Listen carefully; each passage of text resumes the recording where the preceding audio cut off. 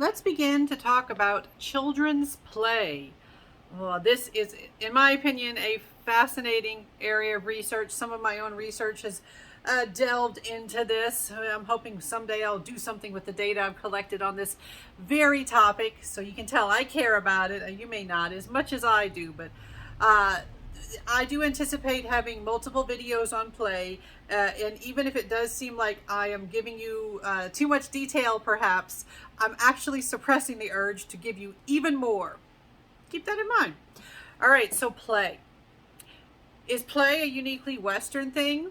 Nope. All around the world, play does seem to be universal. All cultures all around the world, children play. They do something where we can look at that and we can say, that looks like play. Play involves activities that are meant to be strictly for fun. They are strictly enjoyable. You can have object play or non-object play. You can have play that overlaps with games. Games have rules, whereas you have other types of activities that are more free play. Some people get really strict and they say play is not supposed to have rules. It's supposed to be something that you can just do and kind of make it up on your own. Other people will take games and other activities and say, oh no, that counts as play too. If you look up the research on play, there's lots of different ways people have tried to categorize these activities. But the central idea, play is meant to be fun, enjoyable. The purpose is not to get something done like cleaning a room, painting a fence or something. The idea is having fun is the purpose of the activity. Play may seem like a waste of time to people who are task oriented, and unfortunately some adults have been trained to be very task oriented. You have a checklist that you have to get through for the day. And, I always remember that once I worked in a hospital where a dad came in and he complained that his son always just wanted to play on his visits home because it was a situation where they were transitioning to a discharge and the child was getting to visit home. He says he always wants to play. And we said, you know what?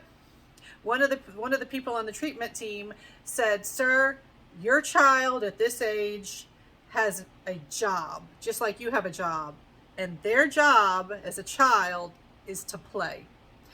Play is an important activity. Play leads to brain development.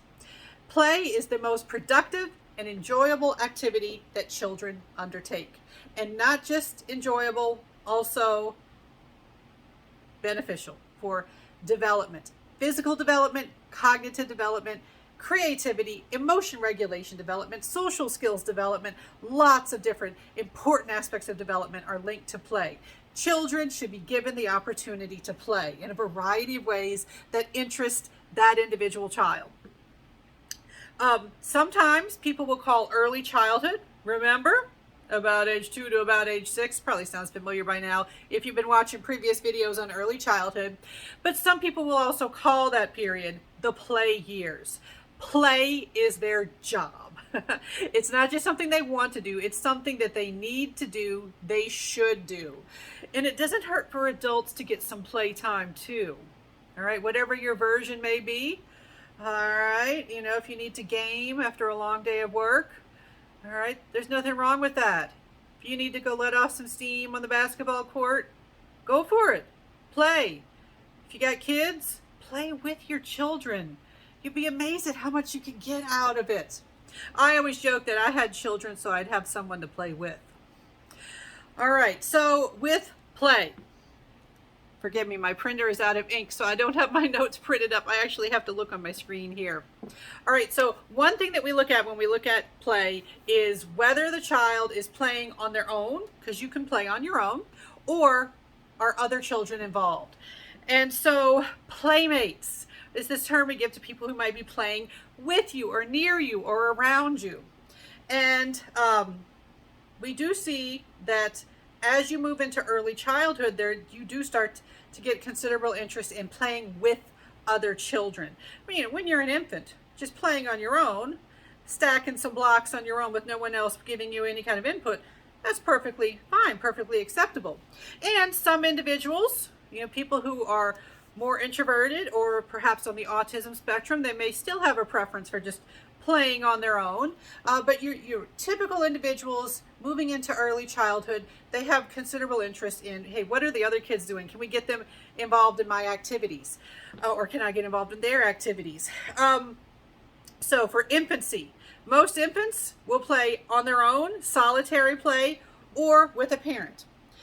Toddlers, remember that's about age 1 to about age 3, all right? Toddlers slowly start to play with other children, and then after that, when you have your preschool age young children and early elementary school age children, they play best with their peers, all right? So you get this shift to it becoming the preference to play with other children.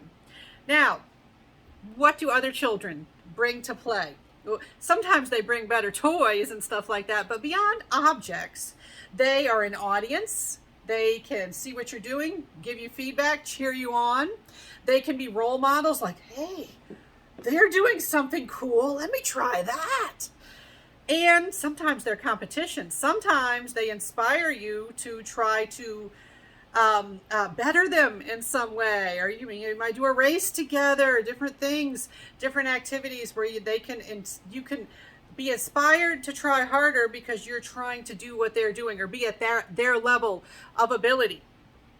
Now, another thing with play, tying this in to the idea of different types of play, whether you have other people involved or not, is you can go back to the 1930s. Mildred Parten proposed a typology of play, different types of play. And we used to teach this as if children naturally progressed to these different types. And now we say, well, we don't need to necessarily say that, one type of play is like higher or better or more superior than the other, but we can certainly use these for communication. Like this child is engaging in this type of play. And then, if you know that definition, it works for communication. So solitary play is one type. Solitary play, you're playing on your own. You're stacking some blocks. Maybe you have a doll. You're doing something with the doll, but it's just you. There's nobody else involved in the activity. Then we have onlooker play. All right. Onlooker play is where you're watching other kids do something, but you're not interacting with them. You are not doing what they're doing. You're watching, and it can be very entertaining. You can be very entertained by watching other children play. But with onlooker play, you're not contributing in any way. Now, another thing that you will see is parallel play. This is when you're playing next to someone else and you're doing the same activity or something very similar, but you're not interacting. So this is playing next to each other, but not with each other, essentially. So you might both be building with blocks, but you're building your own tower, completely separate. It's almost like there's an invisible wall down the middle, and you're not sharing blocks. You're not discussing what each other's doing. And sometimes you'll even ask, like, hey, what'd you do today? And if they're verbal, they might say, oh, I played with so-and-so. But observing them, it could indeed be parallel play. And you will see this more with your younger kids, more like, toddler age. And then also sometimes children on the autism spectrum. One of those early signs that we can look for, in addition to things with language and other social interaction, we can also see with play. I remember with my son, when he was being evaluated, they asked, describe his play. And I remember describing it and saying, I'm describing a lot of parallel play, solitary and parallel play. And and then they verified. They're like, yeah, that's a lot. Yeah, that's a lot of parallel play. And we sometimes see that in folks with autism spectrum disorder. And this is not diagnostic, though. If you know somebody who engages in parallel play, please don't say, my professor said that means they have autism. No, you need a whole evaluation to be able to say that. After parallel play, another category we have is associative play. Now, with associative play, you can share like some objects and things like that. Maybe you're both building with blocks. You might share blocks like, oh, here, you want to try this block? Okay, you can try this one. Or maybe you're both playing with dolls. Like, oh, here, take this skirt, see what it looks like on your doll. But you still have your own separate thing going on. All right, so you're almost playing completely with each other, but you're still kind of doing your own thing. But then you have cooperative play. With cooperative play, you are truly playing with each other. You are doing one thing as two people. Two people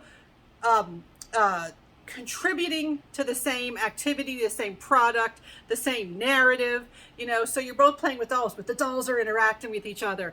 You are building a tower together with your blocks, with your Legos. So cooperative play, you are truly doing something together. You're a team. Okay. Okay, so there are other ways that we can categorize play, and I'm going to have separate videos about those other ways of giving categories and labels to different types of play.